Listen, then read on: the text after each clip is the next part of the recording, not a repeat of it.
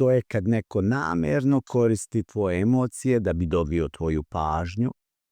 To je kad ti nešto izazove snažan osjećaj, iako je možda potpuno nebitno, neistinito ili scenirano, i to je kad tvoj reaguje umjesto da bi. A u digitalnom svetu to je unosan posao.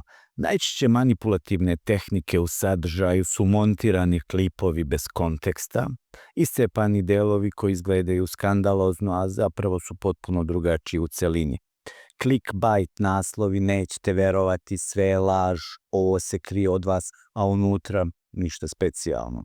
Veštačke krize, suze i sukobi, YouTube, TikTok, Instagram, drame koje se emituju kao reality show da bi se izvukli komentari i saosećanja.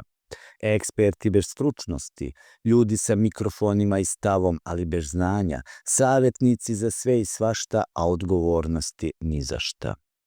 I zašto ovo funkcioniše?